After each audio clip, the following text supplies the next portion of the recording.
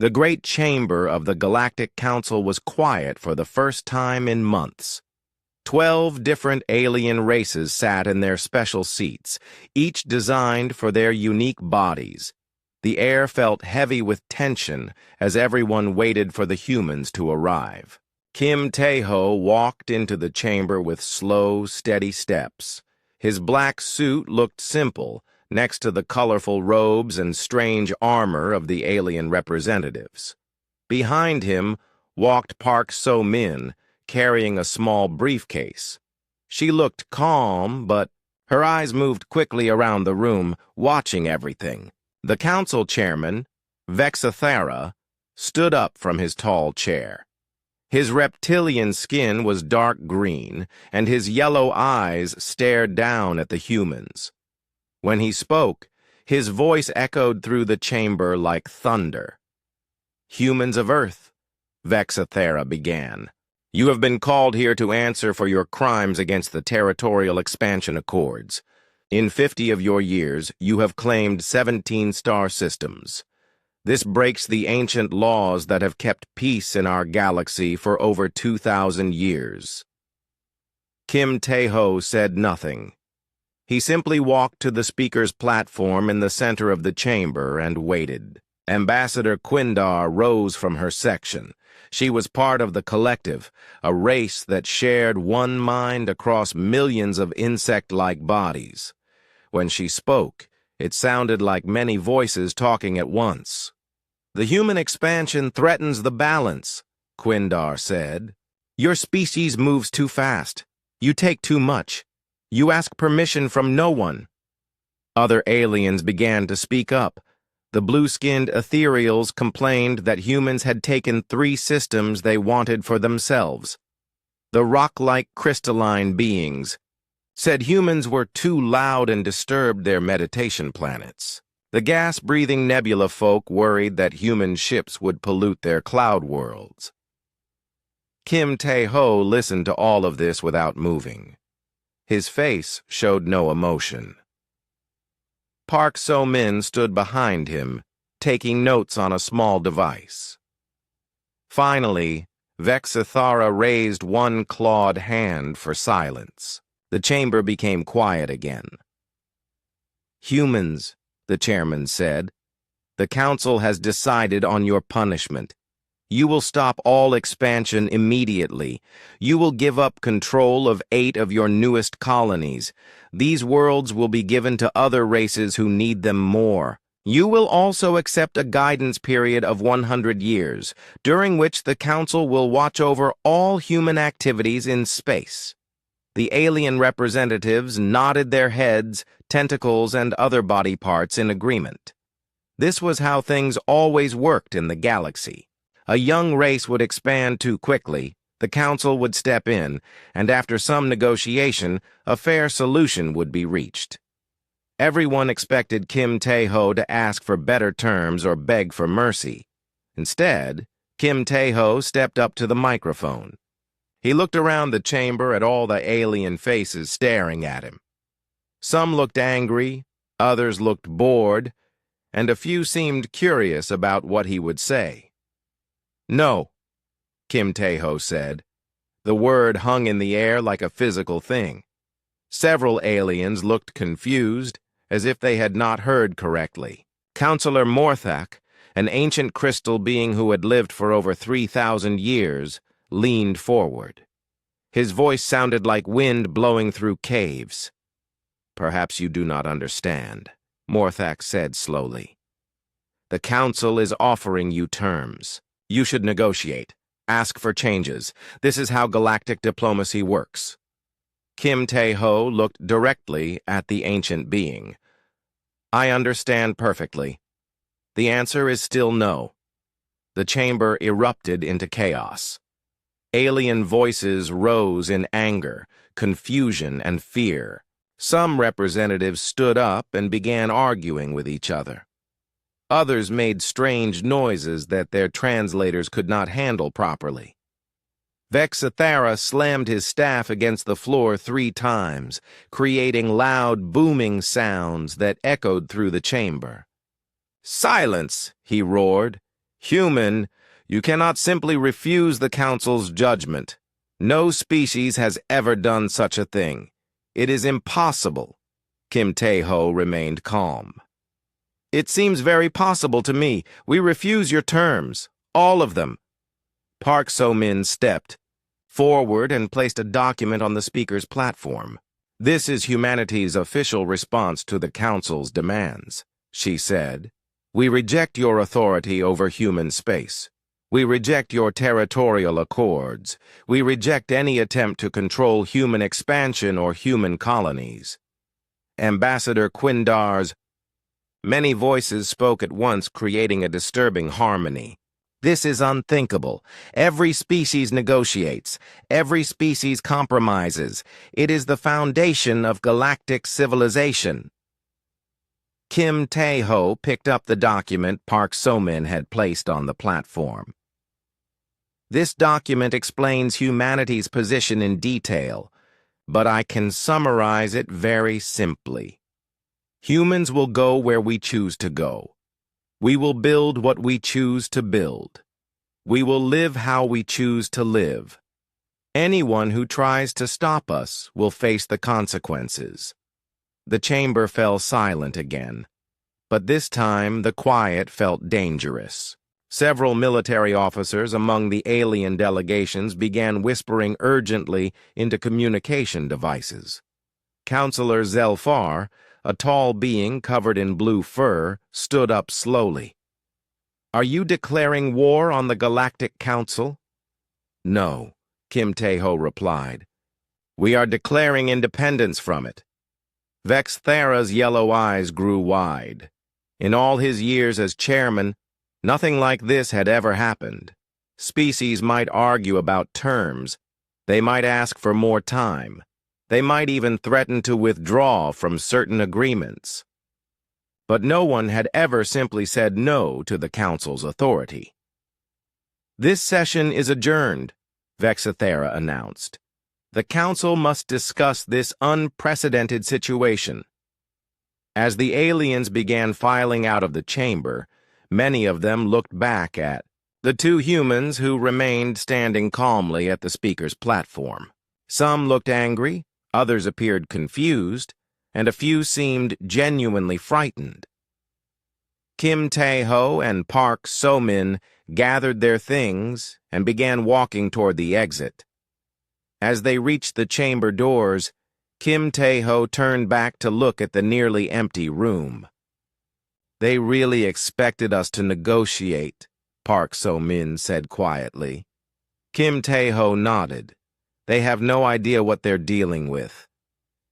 Outside the chamber, alien representatives gathered in small groups, talking in urgent whispers. For the first time in galactic history, a species had simply refused to play by the rules. No one knew what would happen next, but everyone could feel that something fundamental had just changed. The age of human compliance was over before it had truly begun. The emergency meeting room in the Earth government complex was filled with the most powerful humans in the solar system. President Lee Dong-woo sat at the head of the long table, his hands folded as he listened to the reports coming in from across human space. The alien communications are getting stranger by the hour, reported Choi Hye-jin, director of Colonial Defense Forces. She was a tall woman with short gray hair who had spent 30 years in the military. They keep sending us new offers, reduced demands, compromise proposals. It's like they can't understand that we meant what we said. Dr. Yoon Mi-ra, the government's top expert on alien psychology, pulled up holographic displays showing message after message from various council species. In the past 24 hours, we've received 47 different diplomatic communications. The crystalline beings offered to let us keep 12 of our colonies instead of 8. The ethereals suggested a 50-year guidance period instead of 100. The Hive Mind Collective even offered to share some of their technology with us. President Lee looked tired. He had been awake for almost 36 hours dealing with this crisis. And our response to all of these offers? The same as always, replied Park So-min, who had just returned from the council chambers. No. Captain Nam Jin-soo, commander of Earth's First Fleet, leaned forward in his chair. He was younger than most of the others in the room, but his reputation as a tactical genius had earned him rapid promotion. Sir, my ships are reporting something. Interesting. Alien vessels near our colonies are not taking aggressive positions. They're just watching, like they're waiting for us to do something. What kind of something? The president asked. That's just it, sir. We don't know. Our colonial governors report that alien ambassadors keep arriving at our settlements, asking to negotiate local agreements. When our people say no, the aliens look confused and ask when the real negotiations will begin. Dr. Yoon Mi-ra nodded thoughtfully. This matches everything we know about galactic diplomatic history. Every species that has ever joined the Council went through a long negotiation process. Sometimes it took decades to work out the details of territorial agreements and resource sharing. She brought up another display showing the political structures of various alien races. Look at this pattern. The hive mind collective makes decisions by consensus across billions of individuals. The crystalline being spends centuries in meditation before making any major choice. The ethereals have complex social hierarchies where every decision must be approved by multiple levels of authority. What's your point, Doctor? President Lee asked. Every single spacefaring species in the galaxy evolved from either pack hunters, hive insects, or highly social group living creatures. They all survived by learning to cooperate, compromise, and share resources. For them, negotiation isn't just diplomacy, it's survival instinct. Choi Hee-jin frowned. But humans aren't like that. Humans are the first individualistic species they've ever encountered that can still coordinate effectively, Dr. Yoon Mi-ra explained. We can work together when we need to, but we don't need group consensus to make decisions. We can say no to authority and mean it, even when facing superior numbers or technology. The president stood up and walked to the large window overlooking Earth's capital city. Below, millions of people went about their daily lives, completely unaware that their species had just shocked the entire galaxy. So they literally cannot. Understand why we won't negotiate? He asked. It's worse than that, Dr. Yoon Mi-ra replied. They can't understand why we're not afraid. Every species in their experience becomes afraid when facing the combined might of the Galactic Council. Fear makes them reasonable. Fear makes them willing to compromise. Captain Nam Jin-soo pulled up tactical displays showing human colony positions.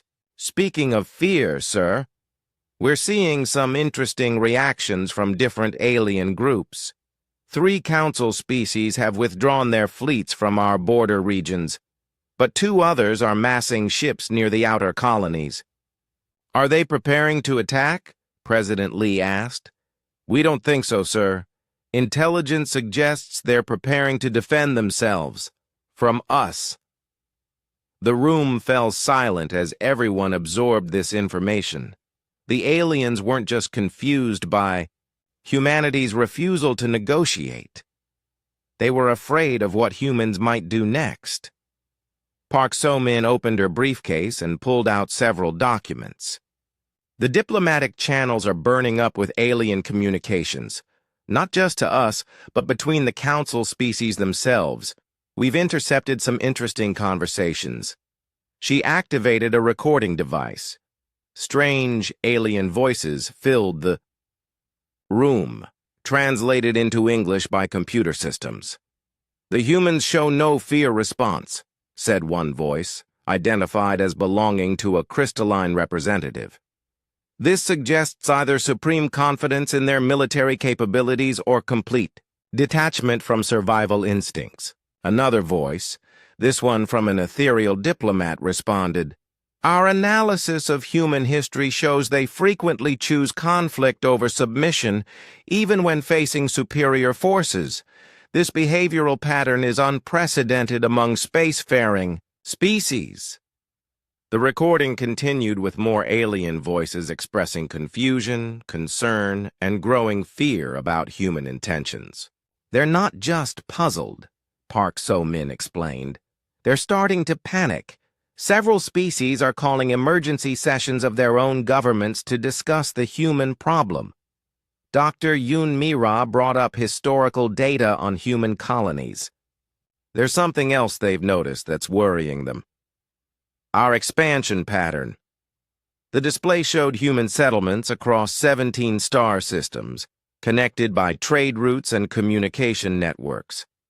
"On the surface, it looks like random expansion following good planets and resources," she continued. "But if you analyze it strategically..." The display changed, showing potential invasion routes from alien space toward Earth. Almost every major approach was blocked or monitored by human colonies. "We're not just expanding," Captain Nam Jin-soo realized. "We're building a defensive network." "Exactly," Dr. Yoon Mi-ra confirmed. "And the aliens have figured this out. They're starting to realize that human expansion isn't aggressive, it's defensive. We're preparing for them." President Lee returned to his seat. "So they're afraid we're planning to attack them?" "No, sir," Dr. Yoon Mi-ra replied. "They're afraid we're planning to survive them. And in their experience, species that can't be controlled or intimidated are the most dangerous kind." A communication officer entered the room and handed President Lee a message pad. He read it quickly and looked up at the others. "The Council is requesting another diplomatic meeting. They want to send their top negotiators to Earth directly." "What should we tell them, sir?" Park So-min asked. President Lee smiled for the first time in 2 days. "Tell them they're welcome to visit Earth anytime, as tourists. But there's still nothing to negotiate." As the meeting broke up and officials returned to their duties, Dr. Yoon Mi-ra remained behind to speak privately with the president. "Sir, you should know that our refusal to negotiate is having effects beyond just the Council. Some of the smaller, non-Council species are watching this very carefully.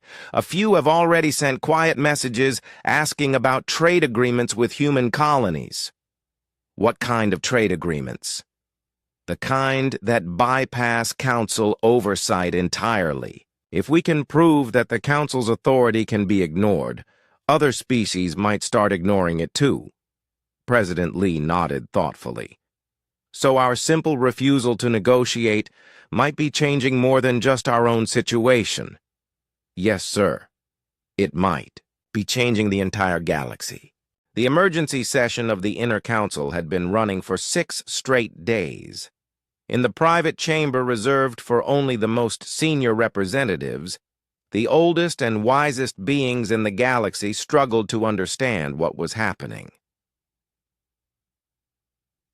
Counselor. Morthak sat in his crystalline meditation pose, his ancient mind processing thousands of years of experience. At over 3,000 years old, he had seen the rise and fall of dozens of civilizations. He had witnessed first contact with every species that now belonged to the Council. But nothing in his vast experience had prepared him for this. "In all my years," Morthak said, his voice like wind through stone caverns, "I have never encountered a species that simply refuses to engage with the fundamental principles of galactic civilization." Fleet Commander Zixara paced nervously around the chamber. Her 6 legs clicked against the metal floor as she moved. As the military leader of the hegemony forces, she was responsible for keeping peace among the stars. "The humans have made no military threats. They have not mobilized additional fleets. They continue their daily activities as if nothing has happened. This behavior makes no sense." Scholar Ithron floated in his containment field, his ethereal form shifting between different colors as his emotions changed. He had spent the past week studying every piece of human data the Council possessed. I have reviewed all available human historical records, cultural documents, and psychological profiles. The pattern is consistent but terrifying. The other Council members turned their attention to him. Scholar Ithron was known throughout the galaxy for his ability to understand alien minds. Humans make decisions based on abstract concepts that have no relation to survival or resource acquisition, Ithron explained. They have concepts they call principle, independence, and dignity. These concepts override their survival instincts. Ambassador Quindar's collective voice filled the chamber. All species have cultural concepts. This is not unusual. But all other species abandon these concepts when faced with extinction, Ithron replied. Humans do not. Their history shows them repeatedly choosing death over submission, even when survival was possible through compromise. He activated a holographic display showing human historical events. They call it freedom or death. Throughout their history, human groups have chosen to fight impossible battles rather than accept what they consider unacceptable terms. Counselor Velnara, a peaceful being from a water world, rippled her tentacles in distress. But surely they understand that resistance to the Council is futile. We represent the combined might of hundreds of worlds. That is exactly the problem, Morthak said slowly. They do understand, and they do not care. Fleet Commander Zixara stopped pacing. What do you mean? I have been analyzing their military deployments, Morthak continued. At first, I thought their expansion was random, driven by resource needs or population pressure. But after studying their colony positions more carefully, I see the truth. The chamber's central display activated, showing a three-dimensional map of human space and surrounding alien territories. Look at these positions, Morthak said. Every human colony is placed to maximize defensive capability against potential alien invasion routes. They are not expanding aggressively. They are building a fortress. The display zoomed in to show detailed tactical analysis. These 17 systems create overlapping defensive zones that would make any attack on Earth extremely costly. But more than that, they control key hyperspace junction points that connect different parts of the galaxy. Scholar Ithron's ethereal form turned deep purple, indicating extreme concern. They are not preparing to attack us. They are preparing to make us pay dearly if we attack them. But why? Ambassador Quindar asked. Why choose conflict when cooperation is possible? Because, Morthak replied, they do not see our offer as cooperation. They see it as domination. The chamber fell silent as the council members absorbed this information. For thousands of years, the Galactic Council had maintained peace by bringing new species into a cooperative framework. Young races were guided. By older ones, territorial disputes were resolved through negotiation, and everyone benefited from shared knowledge and resources. Have we received any response to our latest diplomatic offers? Counselor Velnara asked. Fleet Commander Zixara checked her communication device. The humans sent a single word. No. They have stopped even acknowledging our messages with explanations. This is unprecedented, Scholar Ithron said. Never has a species been offered council membership and simply refused to engage with the process. What about species that were never offered membership? Ambassador Quindar asked. They either lacked the technology for space travel or were too primitive to understand the benefits, Morthak replied. The humans clearly understand what we are offering. They simply do not want it. Counselor Velnara's tentacles writhed with anxiety. But what do they want? What are their demands? That is what makes them so dangerous, Scholar Ithran explained. They have no demands. They do not want anything from us except to be left alone. Fleet Commander Zik Sara pulled up military intelligence reports. Our strategic analysts have been studying human capabilities. Their technology is not superior to ours, but it is different. They have developed innovations that we never considered necessary. What kind of innovations? Morthak asked. Weapons and defensive systems designed specifically for fighting multiple alien species simultaneously, Zik Sara replied. Most of our military technology is designed for fighting other members of our own species or similar life forms. Human military doctrine assumes they will be fighting enemies with completely different biological and technological characteristics. She brought up detailed analysis of human ships and weapons. They have developed modular systems that can be quickly adapted to counter different types of alien technology. It is as if they have been preparing for war with the entire galaxy since they first achieved spaceflight. Or, Morthak said quietly, they have been preparing to remain independent from it. Ambassador Quindar's collective mind processed this information across millions of individual thoughts. If they will not negotiate and we cannot intimidate them, what options remain? Military action, Fleet Commander Zik Sara said reluctantly.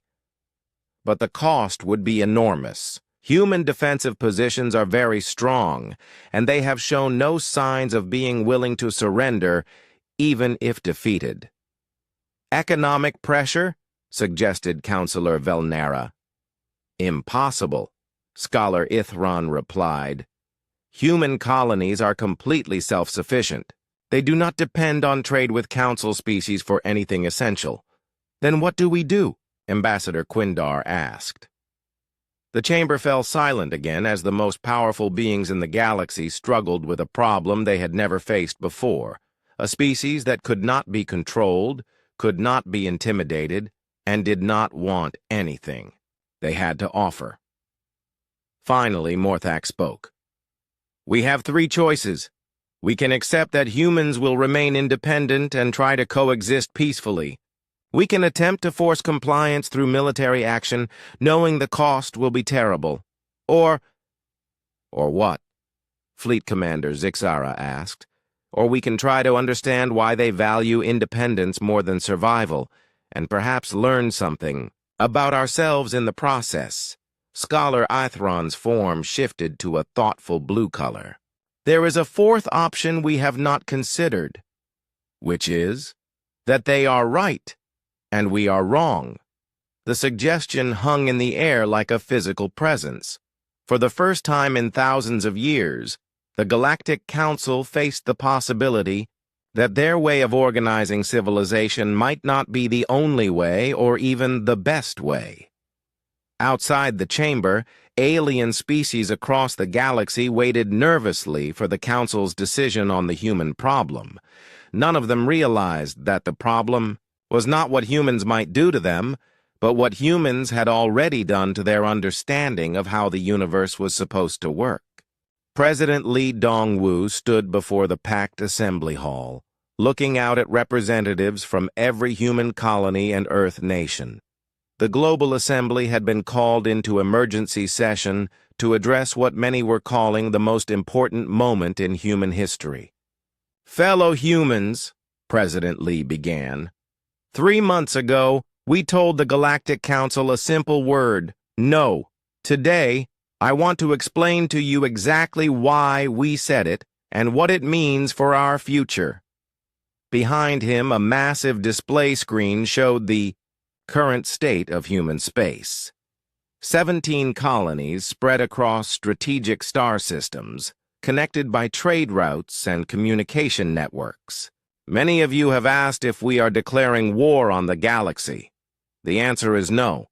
Many have asked if we are afraid of alien retaliation.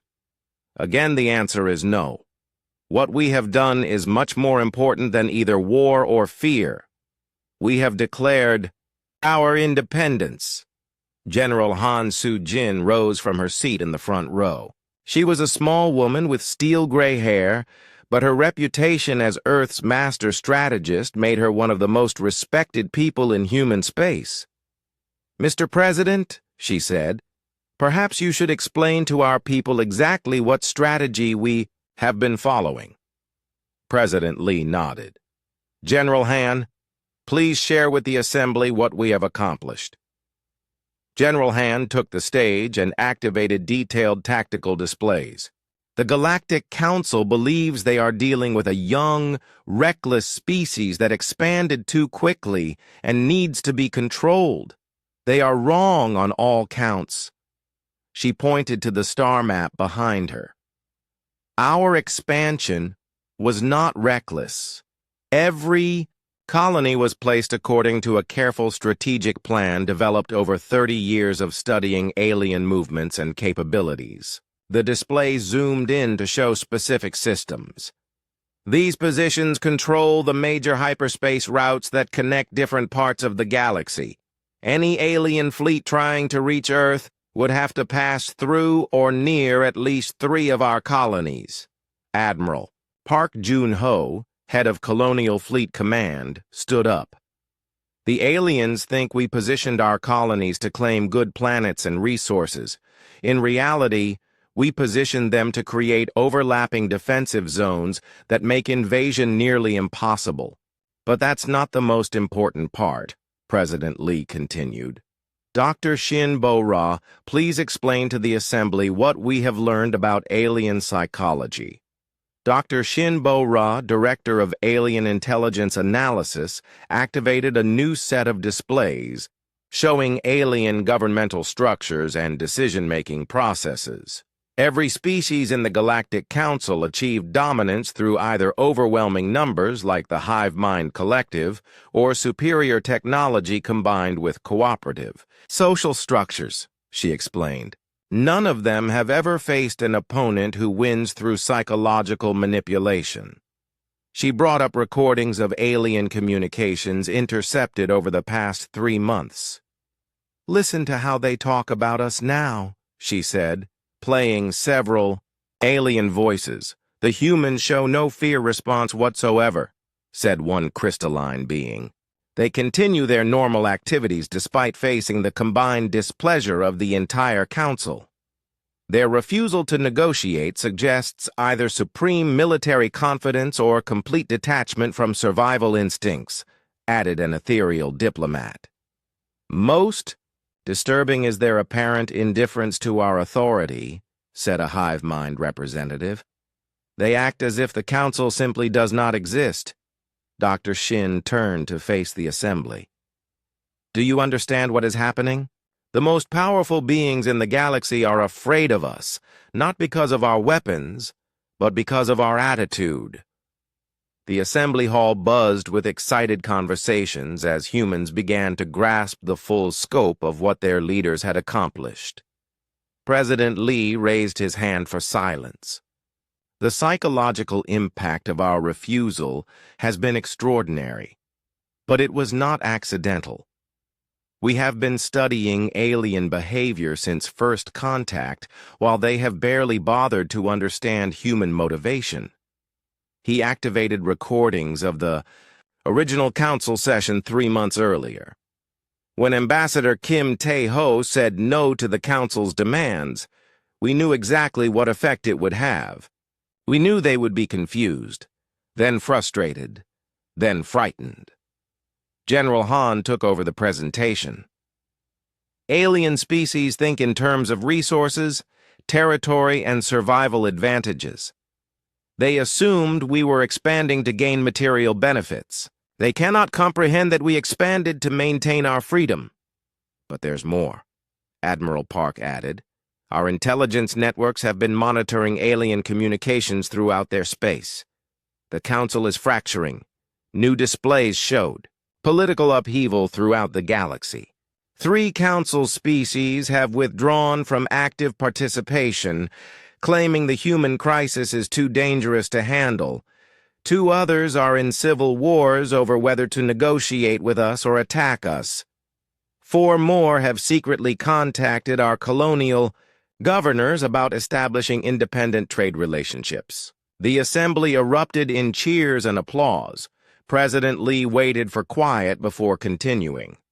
The old galactic order was based on the idea that all species must submit to council authority for their own good. We have proven that this idea is false. A species can be independent, successful, and peaceful without submitting to anyone. Dr. Shin brought up new intelligence reports. Our most recent intercepts show that several non-council species are studying human governmental structures. They want to understand how we maintain coordination without centralized authority. Some alien groups are beginning to question why they need the Council's permission to expand, trade, or govern themselves, General Han added. The concept of independence is spreading. President Lee walked to the center of the stage. This brings me to the most important point. Our strategy was never just about human independence. It was about changing the galaxy itself. He paused to let this sink in before continuing. For thousands of years, the Galactic Council has maintained power by convincing species that cooperation with them was the only path to survival and prosperity.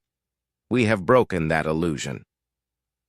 Admiral Park activated displays showing new shipping, routes, and trade agreements. 12 non-council species have established direct trade relationships with human colonies in the past month. They are learning that they do not need council permission to engage in commerce. The psychological warfare we have conducted against the council has a strategic purpose, General Han explained. We want them to understand that humans cannot be controlled through traditional means. But more than that, we want other species to see that the Council can be defied successfully. President Lee returned to the podium. The aliens expected us to be afraid, so we showed them calm confidence. They expected us to negotiate, so we simply refused. They expected us to seek their approval, so we acted as if they were irrelevant. Every action we have taken sends the same message. Humans do not need anyone's permission to exist, expand, or govern ourselves. And if we don't need their permission, maybe other species don't either. The assembly rose in thunderous applause that lasted several minutes. When quiet returned, President Lee delivered his final statement. The Galactic Council is still trying to understand what we want from them. They keep offering us better deals. More territory, advanced technology, even equal membership in their organization. He smiled. They still don't understand that we don't want anything from them except to be left alone to live as free beings. That's not a negotiation position. It's simply who we are.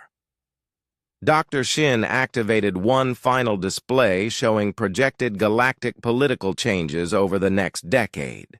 Our analysis suggests that the current council system will not survive in its present form, she announced. Too many species are questioning the benefits of centralized authority. The galaxy is moving toward a more decentralized model where independent species cooperate as equals rather than submitting to a governing body. In other words, President Lee concluded, we have not just won our independence. We have begun to transform galactic civilization itself. As the assembly session ended and representatives began returning to their worlds, the message was clear. Humanity had played a much deeper game than anyone realized, and they had already won. 6 months had passed since Ambassador Kim Tae-ho had spoken that single word in the council chambers. The galaxy had changed in ways no one could have predicted. Ambassador Song Hai-wan walked through the corridors of what used to be the Galactic Council headquarters. Half the building was empty now. Where once hundreds of alien diplomats had worked to maintain galactic order, now only a few dozen remained, trying to hold together what was left of their organization. Song Hai-wan was not there to negotiate. She was there as an observer, representing humanity's interests in the slowly dissolving council. Her instructions were simple: watch, listen, and make no commitments. In the main assembly hall, Councillor Velnara was addressing the remaining representatives. Her tentacles moved slowly, showing the exhaustion that had become common among council leadership. "The Zephyrian Republic has formally withdrawn from council membership," she announced. "They cite concerns about the effectiveness of centralized galactic governance. This brings our active membership down to 7 species." In the gallery, Song Hai-wan took notes on her electronic pad. The council that had once commanded hundreds of worlds now barely controlled a few dozen. "Furthermore," Velnara continued, "the Crystalline Confederation and the Ethereal Domains have engaged in direct military conflict over territorial disputes, ignoring all council mediation attempts. Fleet Commander Zixara, one of the few original inner council members still present, clicked her claws nervously on the table. The breakdown of council authority is accelerating. Without the threat of unified action, old territorial disputes are resurging throughout the galaxy." But it wasn't chaos that was replacing the council's authority. Song Hai-wan had spent months traveling throughout alien space, and she had seen something completely different emerging. After the council session ended, Song Hai-wan made her way to the orbital trading station that had become the real center of galactic activity. Here, representatives from dozens of species conducted business without any council oversight. Captain Lim Yu-jin was waiting for her at the docking bay. As commander of the independent human trading fleet, Lim had become one of the most important people in the new galactic economy. "How did the council session go?" Lim asked as they walked through the busy station corridors. "Predictably," Song replied.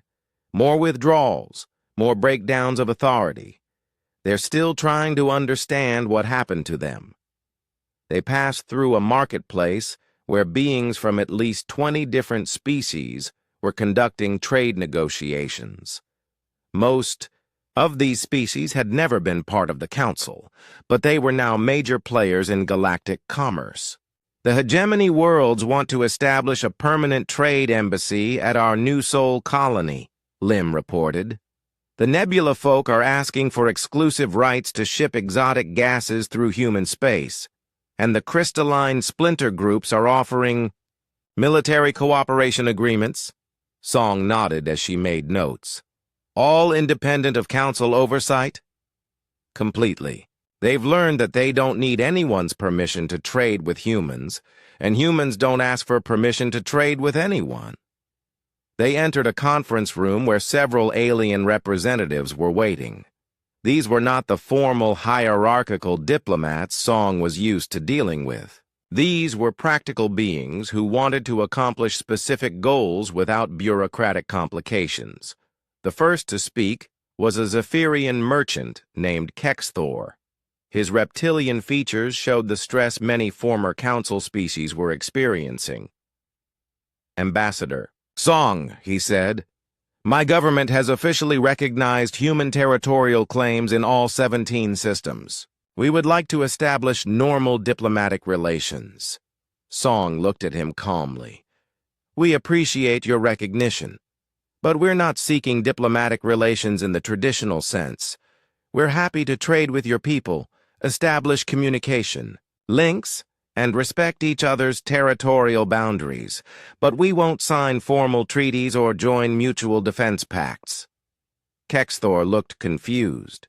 "But how do we formalize our relationship?" "We don't," Song replied.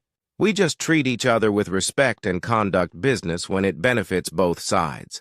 A crystalline being named Morketh floated forward. This is unprecedented. How do we know you won't change your policies without warning? Song smiled. The same way we know you won't. We watch each other's actions and adjust accordingly. If you treat us well, we'll treat you well. If you become hostile, we'll defend ourselves. It's really quite simple. Captain Lim activated a holographic display showing current trade routes throughout the galaxy. Look at what's happening. Dozens of species are establishing direct relationships with each other without going through any central authority. Trade volume has actually increased since the Council started losing power. The display showed a complex web of connections between different worlds and species. Instead of the rigid hierarchical structure the Council had maintained, a flexible network of independent relationships was emerging. But what about conflicts? Asked an ethereal representative named Sylvana. How do we resolve disputes without Council mediation? You work them out between yourselves, Song replied. Or you find neutral parties to help mediate. Or you agree to disagree and limit your interactions. The galaxy has many options besides submitting to a central authority. Over the next several hours, Song met with representatives from 16 different species. All of them were adapting to the new reality where the Council's authority was largely irrelevant. Most were discovering that they preferred the flexibility of independent relationships. Later that evening, Song and Captain Lim sat in the observation lounge of the trading station, watching ships from dozens of different species come and go. The Council is calling another emergency session next week, Song mentioned. They want to discuss the human problem again. Lim laughed. Do they still think there's a problem to solve? Counselor Velnara sent me a formal invitation to attend. She says the Council is prepared to offer humanity full membership with no restrictions on our territorial claims or internal governance. What did you tell her? I told her I'd attend as an observer, but there's nothing to discuss. We're not interested in joining their organization. Captain Lim pointed to a sleek ship docking at the station. That's a hegemony vessel carrying rare minerals from the Outer Rim. 6 months ago, those minerals could only be traded through Council-approved channels. Now they're selling directly to independent buyers throughout the galaxy, and making more profit for themselves in the process. Song added, exactly. We've shown them that the Council's system wasn't protecting them. It was limiting them. A communication alert sounded on Song's personal device. She checked the message and smiled. What is it? Lim asked. A message from President Lee. 3. More species have formally withdrawn from the Council today. The Aquatic Federation, the Gas Giant Collective, and the Silicon-based Consortium. How many does that leave? 4. Just 4 species still actively participating in Council governance. They sat in comfortable silence, watching the busy traffic around the trading station. The galaxy was becoming a very different place, but it wasn't becoming chaotic or dangerous. It was becoming free. I keep thinking about that day in the Council chambers, Song said, when Ambassador Kim just said no and walked away. Did he know this would happen? I think the planning committee knew it was possible, Lim replied, but I don't think anyone expected it to happen this quickly or completely. The aliens are still trying to understand what we wanted from them, Song mused. They keep offering us things. Territory, technology, political power. They can't grasp that we didn't want anything except to be left alone. Captain Lim stood up and prepared to return to her ship. Maybe that's the most human thing of all. Other species expand to gain resources or power or security. We expanded just because we could, and because no one had the right to stop us. As Song watched Lim's ship depart for the outer colonies, she reflected on how much had changed. The Galactic Council that had once seemed so powerful and permanent was crumbling. In its place, a new kind of civilization was emerging, one based on voluntary cooperation rather than imposed authority. Her communication device chimed again. This time, it was a message from a species she had never heard of before, the methane breathers from the outer spiral arm. They had heard about human independence and wanted to establish direct contact. Song smiled as she composed her reply. "We welcome peaceful contact with all species," she typed. "We offer friendship to those who offer friendship to us. We ask nothing from you except mutual respect."